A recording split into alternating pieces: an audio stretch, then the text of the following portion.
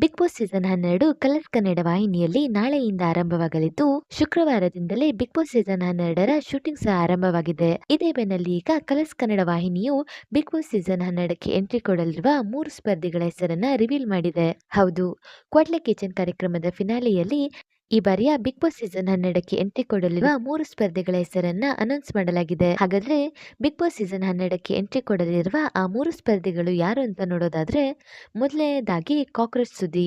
ಖಡಕ್ ವಿಲನ್ ಪಾತ್ರದ ಮೂಲಕ ಖ್ಯಾತಿ ಗಳಿಸಿರುವ ಕಾಕ್ರೋಚ್ ಸುದಿ ಅವರು ಮೊದಲ ಸ್ಪರ್ಧಿಯಾಗಿ ಬಿಗ್ ಬಾಸ್ ಮನೆಗೆ ಎಂಟ್ರಿ ಕೊಡುತ್ತಿದ್ದಾರೆ. ಎರಡನೆಯದಾಗಿ ಮಂಜು ಭಾಷಿಣಿ.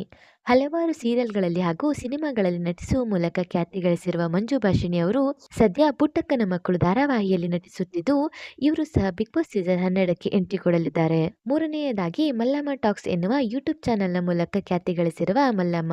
ಹೌದು, ಸೋಷಿಯಲ್ ಮೀಡಿಯಾದ ಮೂಲಕ ಗುರುತಿಸಿಕೊಂಡಿರುವ ಮಲ್ಲಮ್ಮ ಅವರು ಸಹ ಮೂರನೇ ಸ್ಪರ್ಧಿಯಾಗಿ ಬಿಗ್ ಬಾಸ್ ಸೀಸನ್ 12ಕ್ಕೆ ಎಂಟ್ರಿ ಕೊಡುತ್ತಿದ್ದಾರೆ. ಇನ್ನು ಈ 3 ಸ್ಪರ್ಧಿಗಳ ಜೊತೆಗೆ ನಾಲ್ಕನೆಯ ಸ್ಪರ್ಧಿಯಾಗಿ ಗಿಲ್ಲಿ ನಟ ಅವರು ಸಹ ಬಿಗ್ ಬಾಸ್ ಸೀಸನ್ 12ಕ್ಕೆ ಎಂಟ್ರಿ ಕೊಡಲಿದ್ದಾರೆ ಎನ್ನುವ ಸುದ್ದಿ ಇದೆ.